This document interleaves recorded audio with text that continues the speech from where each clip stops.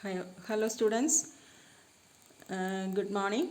Welcome to the electronic devices and circuits part 6 class. ഇതിൽ നമ്മൾ discuss ചെയ്യുന്നത് again biasing circuits ആണ്. Biasing സർക്യൂട്ട്സിൽ നമ്മൾ കഴിഞ്ഞ ക്ലാസ്സിൽ ഫിക്സഡ് ബയാസ് സർക്യൂട്ടിനെ പറ്റിയായിരുന്നു പറഞ്ഞിരുന്നത്. നേരെ അതിൽ നമ്മൾ പഠിച്ചിട്ടുണ്ട് different type of biasing circuits ഉണ്ട്. Fixed biasing circuit, emitter feedback circuit, then collector feedback circuit, then voltage divider biasing circuit, emitter bias. ഇത്രയും ബയാസിങ് സർക്യൂട്ടിൽ നിങ്ങൾക്ക് പഠിക്കാനുള്ള രണ്ട് ബയാസിങ് സർക്യൂട്ട്സ് ആണ് fixed bias circuit and voltage divider biasing circuit. കഴിഞ്ഞ ക്ലാസ്സിൽ fixed bias സർക്യൂട്ടിനെ പറ്റി നമ്മൾ കറക്റ്റായിട്ട് പഠിച്ചതാണ്. അതിൽ ഫിക്സഡ് ബയാസ് സർക്യൂട്ട് നമ്മൾ മനസ്സിലാക്കി അതിൻ്റെ സ്റ്റെബിലിറ്റി ഫാക്ടർ വളരെ കൂടുതലാണ്. എന്ന് പറഞ്ഞാൽ പുവർ സ്റ്റെബിലിറ്റി ഉള്ള ഒരു സർക്യൂട്ടാണ് ഫിക്സഡ് ബയാസ് സർക്യൂട്ട്. അപ്പോൾ നമുക്ക് ഫിക്സഡ് ബയാസ് സർക്യൂട്ട് സാധാരണ നമ്മൾ ആംപ്ലിഫയർ സർക്യൂട്ടിൽ ഒരിക്കലും യൂസ് ചെയ്യാറില്ല. ആ സർക്യൂട്ട് ഫിക്സഡ് ബയാസ് അല്ലെങ്കിൽ ബേസ് ബയാസിങ് സർക്യൂട്ട് നമ്മൾ യൂഷ്വലി യൂസ് ചെയ്യുന്നത് ട്രാൻസിസ്റ്റർ സ്വിച്ചിലാണ്. നെക്സ്റ്റ് ഇതിൽ നമുക്ക് ബേസ് ബയാസ് വിത്ത് എമിറ്റർ ഫീഡ്ബാക്ക്, ബേസ് ബയാസ് വിത്ത് കളക്ടർ ഫീഡ്ബാക്ക് ഒക്കെ ഉണ്ടെങ്കിലും നമ്മൾ അതൊന്നും ഇപ്പം യൂസ് ചെയ്യുന്നില്ല. ആകെ യൂസ് ചെയ്യുന്നത് വോൾട്ടേജ് ഡിവൈഡർ ബയാസിങ്. നമുക്ക് പഠിക്കാനുള്ളത് വോൾട്ടേജ് ഡിവൈഡർ ബയാസിങ് സർക്യൂട്ടാണ്. ഇതിൽ നമ്മളിനി ഡിസ്കസ് ചെയ്യുന്നത് വോൾട്ടേജ് ഡിവൈഡർ ബയാസിങ് സർക്യൂട്ടിനെ പറ്റിയാണ്. ഫിഗറിൽ കാണിച്ചിരിക്കുന്നതാണ് വോൾട്ടേജ് ഡിവൈഡർ ബയാസിങ് സർക്യൂട്ട്. ഈ വോൾട്ടേജ് ഡിവൈഡർ ബയാസിങ് സർക്യൂട്ടാണ് പൊട്ടൻഷ്യൽ ഡിവൈഡർ ബയാസിങ് സർക്യൂട്ട്, അല്ലെങ്കിൽ അതിന് വേറൊരു പേരാണ് സെൽഫ് ബയാസിങ് സർക്യൂട്ട്. മൂന്ന് പേര് ഒരേ സർക്യൂട്ട് തന്നെയാണ്. Potential divider biasing, voltage divider biasing, അല്ലെങ്കിൽ സെൽഫ് ബയാസിങ് സർക്യൂട്ട്. എല്ലാം ഒരേ ഇത് തന്നെയാണ്, ഒരേ സർക്യൂട്ട് തന്നെയാണ്. ഇതിൽ നമ്മൾ കണ്ടു കഴിഞ്ഞു ഫിക്സഡ് ബയാസ് സർക്യൂട്ടിൽ collector current and collector to emitter voltage depends on beta. Beta depends on temperature. So there is a variation in collector current and there may be variation in collector to emitter voltage. അങ്ങനെയാണെങ്കിൽ Q point central point D സിൻ്റെ സെൻട്രലിൽ നിന്ന് shift ചെയ്ത് പോകാനുള്ള chance ഉണ്ട്. അതുകൊണ്ട് നമുക്ക് fixed bias circuit നമുക്കൊരിക്കലും ട്രാൻസിസ്റ്റർ ആംപ്ലിഫയർ സർക്യൂട്ടിൽ യൂസ് ചെയ്യാൻ പറ്റില്ല. ഇതിൽ നമുക്ക് ചെയ്യാൻ പറ്റുന്ന ഒരു കാര്യം എന്ന് പറയുന്നത് ബീറ്റനെ ഇൻഡിപെൻഡൻ്റ് ആക്കി മാറ്റുക. കളക്ടർ കറൻറ്റും കളക്ടർ ടു എമിറ്റർ വോൾട്ടേജും ബീറ്റനെ ഡിപ്പെൻഡ് ചെയ്യാൻ പാടില്ല. അതിൻ്റെ എക്സ്പ്രഷനിൽ അല്ലെങ്കിൽ അതിൻ്റെ ഇക്വേഷനിൽ ഒരിക്കലും ബീറ്റ ടേംസ് ഉണ്ടാവാൻ പാടില്ല. ബീറ്റ ഉണ്ടെങ്കിൽ ബീറ്റ ടൈംസ് ആയിരിക്കും കളക്ടർ കറൻറ്റ് അല്ലെങ്കിൽ കളക്ടർ ടു എമിറ്റർ വോൾട്ടേജ് ഉണ്ടാവുക. അന്നേരം ഇക്വേഷനിൽ നമ്മൾ ഒരു ഇൻഡിപെൻഡൻ്റ് ആയിട്ട് വരണം. Collector current and collector to emitter voltage ബീറ്റനെ ഡിപ്പെൻഡ് ചെയ്യാത്ത വിധത്തിലായിരിക്കണം സർക്യൂട്ടിൻ്റെ കോൺഫിഗറേഷൻ ഉണ്ടായിരിക്കേണ്ടത്. ഇതിൽ ഈ സർക്യൂട്ടിൽ potential divider biasing circuit is designed in such a way that the collector current and collector to emitter voltage is independent of beta. ബീറ്റേനെ independent ആയിട്ടായിരിക്കും ഉണ്ടാവുക.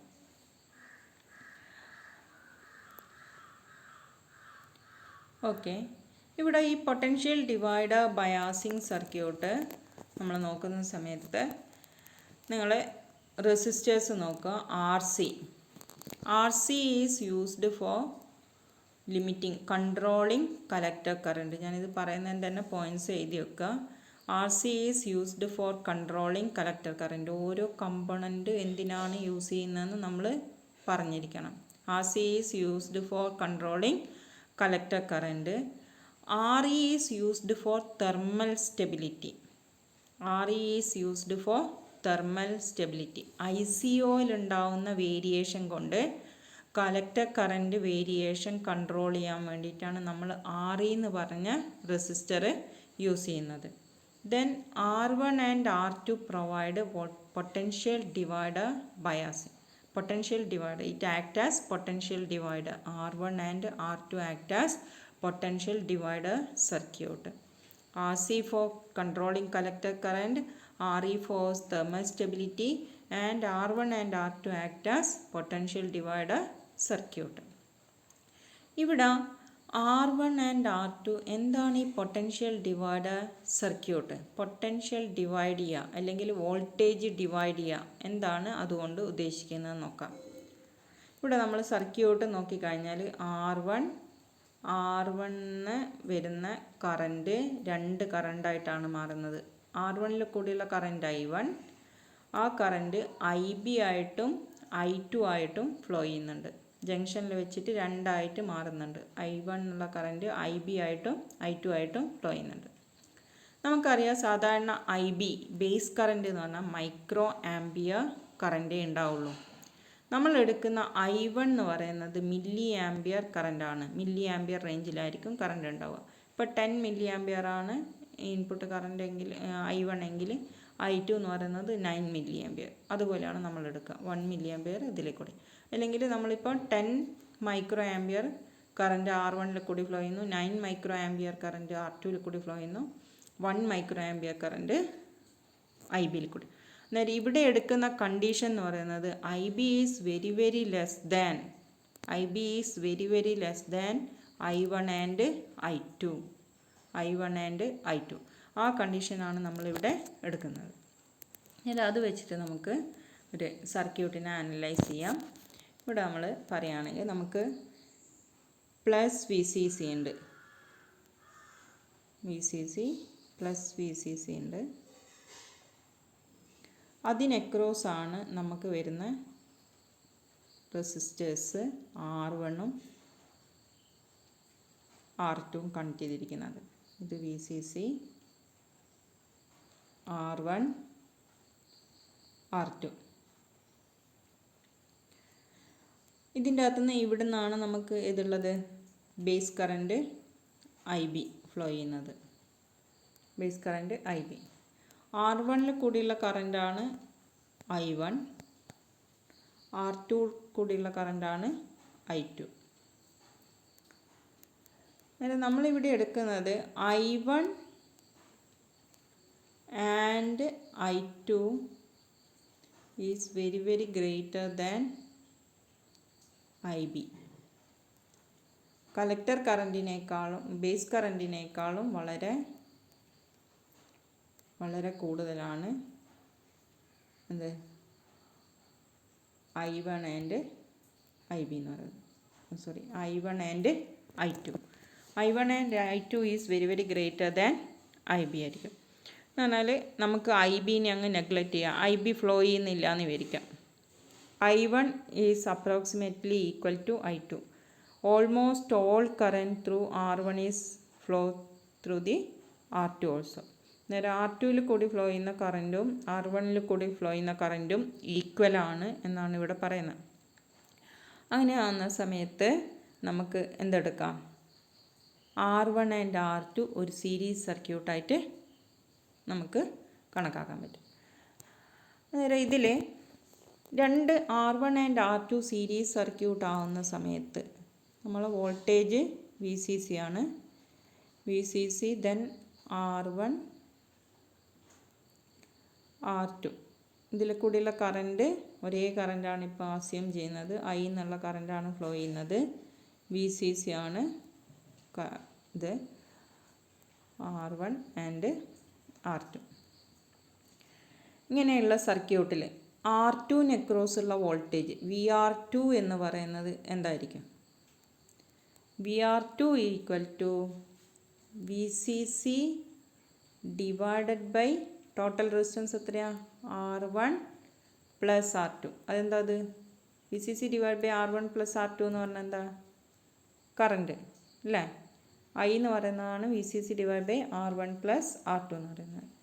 അത് ഇൻറ്റു R2 ചെയ്യുകയാണെങ്കിൽ R2 അക്രോസുള്ള ഡ്രോപ്പ് കിട്ടൂലേ? അങ്ങനെയാണെങ്കിൽ VR2 equal to VCC divide by R1 plus R2 into R2. ഇതാണ് എന്ത് വരുന്നത് R2 അക്രോസുള്ള ഡ്രോപ്പ്. R2 അക്രോസുള്ള ഡ്രോപ്പ് കാണാനുള്ള ഇക്വേഷനാണ് VR2 equal to VCC into R2 divide by R1 plus R2. അങ്ങനെ അന്നേരം പൊട്ടൻഷ്യൽ ഡിവൈഡർ ബയാസിങ് സർക്യൂട്ടിൽ നമ്മൾ അസ്യൂം ചെയ്യുന്നത് എന്താണെന്ന് വെച്ചാൽ കറണ്ട് ത്രൂ R1 കൂടിയുള്ള കറണ്ട് എന്ന് പറയുന്നത്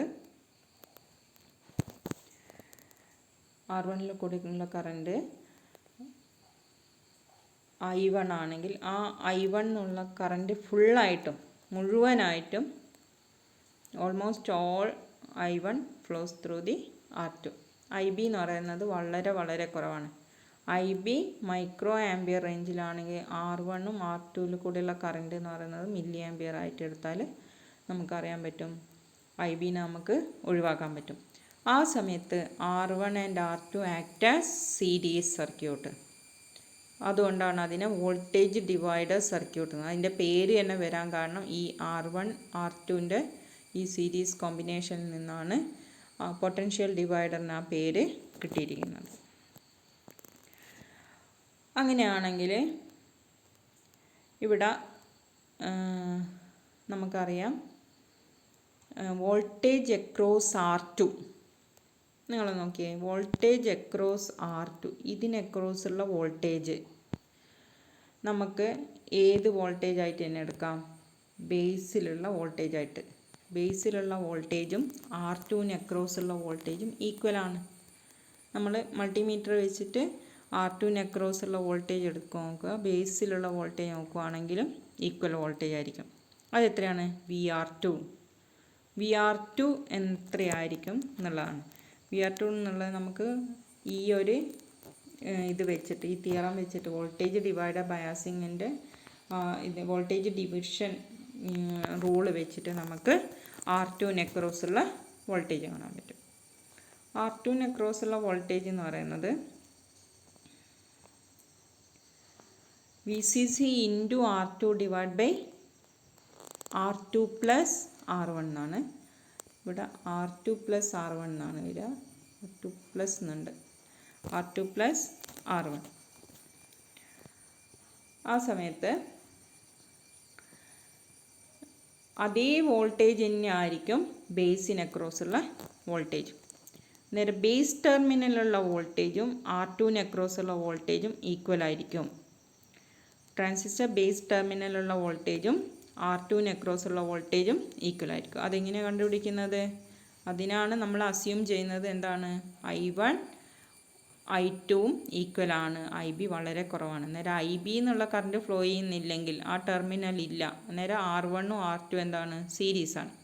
ആ സമയത്ത് നമുക്ക് വോൾട്ടേജ് ഒരു സീരീസ് സർക്യൂട്ടിൽ ഓരോ റെസിസ്റ്ററിന് അക്രോസ് എത്ര വോൾട്ടേജ് ഡ്രോപ്പ് വരുന്നുണ്ട് എന്നുള്ളത് നമ്മൾ പഠിച്ചു കഴിഞ്ഞത് അല്ലേ? ആ റൂള് യൂസ് ചെയ്തിട്ട് നമുക്ക് R2ന് അക്രോസുള്ള വോൾട്ടേജ് കണ്ടുപിടിക്കാൻ പറ്റും. അന്നേരം R2ന് അക്രോസുള്ള വോൾട്ടേജ് എന്ന് പറയുന്നത് VCC into R2 divide by R1 plus R2 എന്നാണ്. R2 ഇൻറ്റു R1 എന്നല്ല, R1 പ്ലസ് R2 എന്നാണ്. അന്നേരം അത് ആയിരിക്കും ബേസിലുള്ള വോൾട്ടേജ്. പിന്നെ ബേസ് വോൾട്ടേജും ബേസ് ടു എമിറ്റർ വോൾട്ടേജ് നമ്മൾ പണ്ട് പഠിച്ചിട്ടുണ്ടല്ലേ. ബേസ് ടു എമിറ്റർ വോൾട്ടേജ്, ട്രാൻസിസ്റ്ററിന് അക്രോസുള്ള ബേസ് ടു എമിറ്റർ വോൾട്ടേജ് എത്രയാണ്?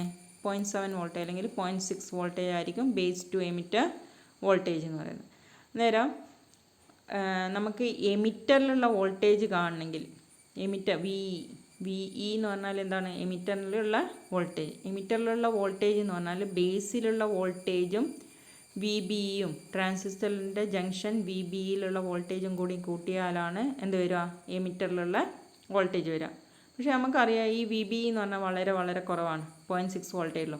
അതേസമയം VB എന്ന് പറയുന്നത് ഒരു 2 വോൾട്ട് 3 വോൾട്ടൊക്കെ ഉണ്ടാവും. അങ്ങനെയാണെങ്കിൽ ആ 0.6 വോൾട്ട് എന്നുള്ളത് നമുക്ക് ഒഴിവാക്കാം. അങ്ങനെയാണെങ്കിൽ ബേസിലുള്ള വോൾട്ടേജും എമിറ്ററിലുള്ള വോൾട്ടേജും ഓൾമോസ്റ്റ് ഈക്വലാണ്, രണ്ടും ഈക്വലായിരിക്കും. അന്നേരം ആ ഇത് വെക്കുകയാണെങ്കിൽ നമുക്ക് പറയാം വാല്യൂ ഓഫ് എമിറ്റർ കറൻറ്റ് എങ്ങനെ കണ്ടുപിടിക്കാൻ. നേരം കറൻറ്റ് ത്രൂ എമിറ്റർ റെസിസ്റ്റർ എന്ന് പറഞ്ഞാൽ വോൾട്ടേജ്, അതിന് അക്രോസുള്ള വോൾട്ടേജ് ഡിവൈഡ് ബൈ റെസിസ്റ്ററാണ്. വോൾട്ടേജ് എത്രയാണ്? VE ആണ് അതിന് അക്രോസുള്ള വോൾട്ടേജ്. റെസിസ്റ്ററിൻ്റെ വാല്യൂ എത്രയാണ്? RE. അങ്ങനെയാണെങ്കിൽ emitter current equal to V E divided by R E ആണ്. V E divided by R E ആയിരിക്കും emitter current. Okay,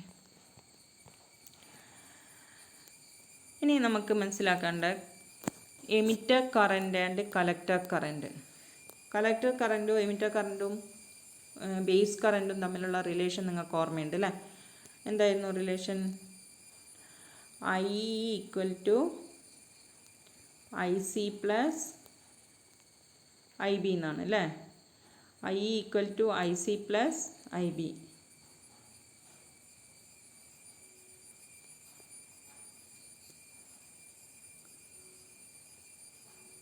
I equal to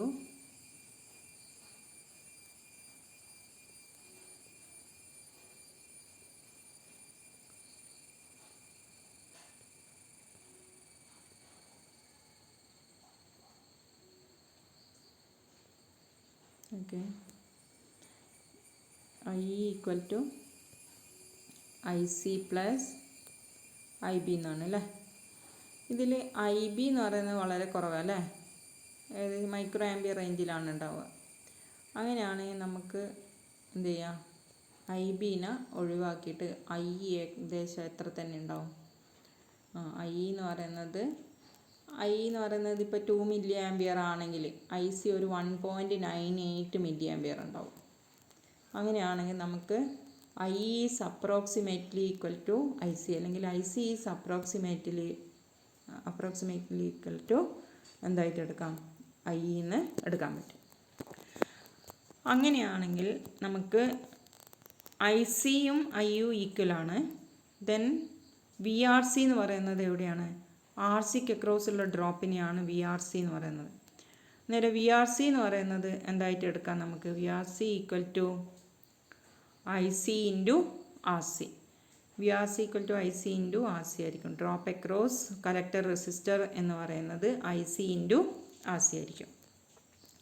അങ്ങനെയാണെങ്കിൽ കലക്ടർ വോൾട്ടേജ് എന്ന് പറയുന്നത്, കലക്ടറിൽ അക്രോസ് ഉള്ള വോൾട്ടേജ് എന്ന് പറയുന്നത്, ട്രാൻസിസ്റ്ററിൻ്റെ കലക്ടറിൽ ഉണ്ടാവുന്ന വോൾട്ടേജ് എന്ന് പറയുന്നത് ട്രാൻസിസ്റ്ററിന് V C C minus I C into R C. I C into R C ആയിരിക്കും കലക്ടറിലുള്ള വോൾട്ടേജ്. ഇനി collector to emitter voltage V C E എന്ന് പറയുന്നത് എന്താണ് വരിക? വി സി ഇ എന്ന് പറയുന്നത് V C minus V E ആയിരിക്കും. V C minus V E. V C minus V E ആണ് എന്ത് വരുന്നത്? V C E, collector to emitter voltage. നമുക്ക് രണ്ട് കാര്യങ്ങളാണ് നമ്മൾ ലാസ്റ്റ് നോക്കുന്നത്. ഒന്ന് കളക്ടർ കറൻറ്റിൻ്റെ ഇക്വേഷൻ. കളക്ടർ കറൻറ്റിൻ്റെ ഇക്വേഷൻ നമുക്ക് കിട്ടിക്കഴിഞ്ഞു. കളക്ടർ കറൻറ്റിൻ്റെ ഇക്വേഷൻ എന്തായിരുന്നു? V E divide by R E ആണ്. അതിൽ നമുക്ക് ബീറ്റ ടേംസ് വരുന്നില്ല.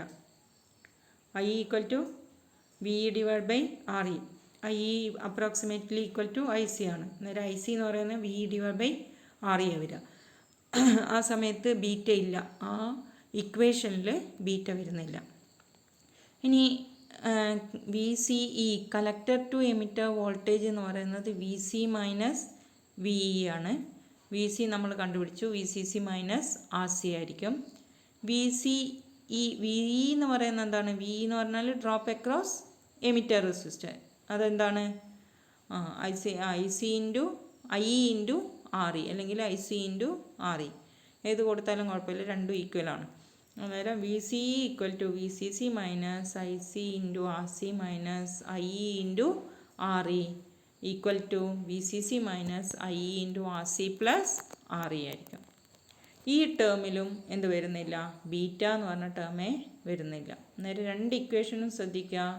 First collector current I C equal to I E, I C equal to I E ആണ്, equal to V E divide by R E ആയിരിക്കും. അവിടെ നമുക്ക് beta terms ഇല്ല. അതേപോലെ കളക്ടർ ടു എമിറ്റർ വോൾട്ടേജ് എടുക്കുകയാണെങ്കിൽ V C C minus I E into R C plus R E എന്ന് വരുന്നത്. അവിടെയും ഒരു ടേമും ബീറ്റേനെ ഡിപ്പെൻഡ് ചെയ്യുന്നില്ല. അതുകൊണ്ട് ഈ സർക്യൂട്ടിലുള്ള collector current and collector to emitter voltage is independent of ബീറ്റയാണ്. എന്താണ്? രണ്ടും, കളക്ടർ കറൻറ്റും കളക്ടർ ടു എമിറ്റർ വോൾട്ടേജും ഇൻഡിപെൻഡൻറ്റ് ഓഫ് ബീറ്റയാണ്. അതുകൊണ്ട് ഇത് നല്ലൊരു സ്റ്റെബിലൈസിങ് സർക്യൂട്ട് അല്ലെങ്കിൽ നല്ലൊരു ബയാസിങ് സർക്യൂട്ടായിട്ട് നമുക്ക് പരിഗണിക്കാൻ പറ്റും. ഓക്കെ, ഇതിൻ്റെ സ്റ്റെബിലിറ്റി ഫാക്ടർ നമ്മൾ DIC/DICO എന്ന ഇക്വേഷൻ നമ്മൾ ഡിറൈവ് ചെയ്തെടുക്കുകയാണെങ്കിൽ, നമുക്ക് ആ ഡെറിവേഷൻ ഒന്നും പഠിക്കാനില്ല, പക്ഷേ ലാസ്റ്റ് ഇക്വേഷൻ നമുക്ക് വേണമെങ്കിൽ ഓർത്ത് വെക്കാം. ലാസ്റ്റ് ഇക്വേഷൻ നമ്മളിത് പ്രൂവ് ചെയ്യുന്നത് തെവനിൻസ് റൂൾ വെച്ചിട്ടാണ്. തെവനിൻസ് റൂൾ നമ്മൾ ഇലക്ട്രിക്കൽ ടെക്നോളജീൻ്റെ പാർട്ടിൽ പഠിക്കുന്നുണ്ട്, അന്നേരം കറക്റ്റായിട്ട് പഠിക്കുക. അന്നേരം ഇതിൽ തെവനിൻസ് റൂൾ വെച്ചിട്ട് നമുക്ക് input resistance of the transistor കണ്ടുപിടിക്കാൻ പറ്റും. അങ്ങനെയാണെങ്കിൽ ആ ട്രാൻസിസ്റ്ററിൻ്റെ ഇൻപുട്ട് റെസിസ്റ്റൻസ് കാണുവാണെങ്കിൽ അത് ഇൻപുട്ട് റെസിസ്റ്റൻസ് ഇക്വാലൻ്റ് റെസിസ്റ്റൻസിനെ നമ്മൾ ഡിനോട്ട് ചെയ്യുന്നത് RTH എന്ന് പറഞ്ഞിട്ടുള്ള ഇത് വെച്ചിട്ടാണ്. RTH എന്ന് പറഞ്ഞാൽ ഇൻപുട്ട് റെസിസ്റ്റൻസ് നമ്മൾ പറഞ്ഞു, നമ്മൾ നോക്കുന്ന സമയത്ത് R1 ആൻഡ് R2 നമ്മൾ ഇൻപുട്ടിൽ നമ്മൾ AC കണ്ടീഷനിൽ നോക്കുകയാണെങ്കിൽ R1 ആൻഡ് R2 പാരലലായിട്ടാണ് വരിക. അത് നമ്മൾ പഠിക്കുന്നുണ്ട് കുറച്ച് കഴിഞ്ഞിട്ട്. അന്നേരം ആ സമയത്ത് രണ്ട് റെസിസ്റ്റേഴ്സ് പാരലലാണെങ്കിൽ അതിൻ്റെ ഇക്വാലൻ്റ് റെസിസ്റ്റൻസ് എന്ന് പറയുന്നത് R1 × R2 / R1 + R2 ആണ്. അന്നേരം അത് ഈക്വലാണ് RTH, ഇൻപുട്ട് റെസിസ്റ്റൻസ്. ഇൻപുട്ടിൽ നിന്ന് ട്രാൻസിസ്റ്ററിലേക്ക് നോക്കുന്നേരമുള്ള റെസിസ്റ്റൻസിനാണ് ഇൻപുട്ട് റെസിസ്റ്റൻസ് എന്ന് പറയുന്നത്. അത് ഇക്വാലൻ്റ് ടു RTH ആയിരിക്കും. RTH = R1 × R2 / R1 + R2 എന്ന് വരും. നേരെ സ്റ്റെബിലിറ്റി ഫാക്ടർ എന്ന് പറയുന്നത് നമ്മൾ ആ ഇക്വേഷനിൽ DIC/DICO എന്നുള്ള ഇക്വേഷൻ നമ്മൾ ഡിറൈവ് ചെയ്തെടുക്കുന്നേരാണ് ഈ ഇക്വേഷൻ കിട്ടുന്നത്. അത് വരുന്നത് 1 + β × 1 + RTH / RE / 1 + β + RTH / RE എന്നാണ് കിട്ടുക. അവിടെ RTH എന്ന് പറയുന്നത് R1 R2 / R1 + R2 എന്നാണ്. ഇതിൽ സ്റ്റെബിലിറ്റി ഫാക്ടറിൻ്റെ വാല്യൂ സാധാരണ നമുക്ക് കിട്ടുക 20, 28 ആയിരിക്കും ഇതിൻ്റെ സ്റ്റെബിലിറ്റി ഫാക്ടർ കിട്ടുക. അതായത് അത് നിയർ ടു 1 ആയതുകൊണ്ട് ഇതിന് നല്ല സ്റ്റെബിലിറ്റി ഉണ്ട്. നിയർ ടു 1 എന്ന് പറഞ്ഞാൽ 1ഉം 2ഒന്നും 3ഒന്നും നമുക്കൊരിക്കലും ഒരു സർക്യൂട്ടും ഡിസൈൻ ചെയ്യാൻ വിഷമമാണ്. അതിനനുസരിച്ചിട്ട് നമ്മൾ സർക്യൂട്ട് ഡിസൈൻ ചെയ്യുന്നേരം വേറെ പല പ്രശ്നങ്ങളും ഉണ്ടാകും. അതുകൊണ്ട് നമ്മൾ വാല്യൂ ഏകദേശം ഒരു 20, 25 വാല്യൂ ആക്കിയിട്ടാണ് നമ്മൾ സ്റ്റെബിലിറ്റി ഫാക്ടറിൻ്റെ വാല്യൂ സാധാരണ സെറ്റ് ചെയ്യുക. നേരം ഇതിൻ്റെ സ്റ്റെബിലിറ്റി ഫാക്ടർ ആണ് ഏറ്റവും കുറഞ്ഞ സ്റ്റെബിലിറ്റി ഫാക്ടർ. ഇത്രയും ബയാസിങ് സർക്യൂട്ട് എടുക്കുകയാണെങ്കിൽ ഏറ്റവും കുറഞ്ഞ സ്റ്റെബിലിറ്റി ഫാക്ടർ കുറയും തോറും ക്യൂ പോയിൻറ്റിൻ്റെ സ്റ്റെബിലിറ്റി കൂടുകയാണ് ചെയ്യുന്നത്. നേരെ ക്യൂ പോയിൻറ്റ് സെൻറ്ററിൽ തന്നെ നിൽക്കും. നേരെ സ്റ്റെബിലിറ്റി ഫാക്ടർ ഏറ്റവും കുറഞ്ഞ സർക്യൂട്ട് ആയതുകൊണ്ട് വോൾട്ടേജ് ഡിവൈഡർ ബയാസിങ് ആണ് നമ്മൾ ആംപ്ലിഫയറിൽ യൂസ് ചെയ്യുന്നത്. നേരെ ആംപ്ലിഫയറിൽ നമ്മൾ യൂസ് ചെയ്യുന്ന സർക്യൂട്ട് ആയതുകൊണ്ട് ഇതിൻ്റെ ഡിസൈനിങ് നമ്മൾ നീറ്റായിട്ട് പഠിക്കണം. ഈ സർക്യൂട്ടാണ് നമ്മൾ എല്ലാ ഇതിലും നമ്മൾ ലാബിലെല്ലാം യൂസ് ചെയ്യുന്ന സർക്യൂട്ട്. ഇനി അങ്ങോട്ട് യൂസ് ചെയ്യുന്ന ആംപ്ലിഫയർ ആയാലും ഓസിലേറ്റർ ആയാലും എല്ലാം ട്യൂൺഡ് ആംപ്ലിഫയർ ആയാലും എല്ലാം തന്നെ നമ്മൾ കോമൺലി യൂസ് ചെയ്യുന്ന ഒരു സർക്യൂട്ടാണ് voltage divider biasing circuit. Okay, thank you. ഇതിൻ്റെ നോട്ട്സ് എല്ലാം എഴുതിയെടുക്കുക. നോട്ട്സ് ഞാൻ പ്രൊവൈഡ് ചെയ്യുന്നുണ്ട്. ഇതിൽ നിങ്ങൾ നോട്ട്സ് കംപ്ലീറ്റ് ചെയ്ത് വെക്കുക. ഇത്രയും കാര്യങ്ങളാണ് നിങ്ങൾക്ക് നോട്ട്സിലായിട്ട് വേണ്ടത്. ഇനി നമ്മൾ ഡിസൈനിങ് പഠിക്കുന്ന നേരം വോൾട്ടേജ് ഡിവൈഡർ ബയാസിങ്ങിൻ്റെ കുറച്ചും കൂടി നമ്മൾ നല്ല രീതിയിൽ അനലൈസ് ചെയ്യുന്നുണ്ട്. അതും കൂടി പഠിപ്പിക്കുക. അത് പ്രാക്ടിക്കൽ സൈഡിലായിട്ട് വേണ്ടിയിട്ടാണ്. നിങ്ങൾക്ക് എക്സാം പോയിൻ്റ് ഓഫ് വ്യൂവിൽ ഈ പോയിൻ്റുകളാണ് ആവശ്യമുണ്ടാവുക. ഓക്കെ.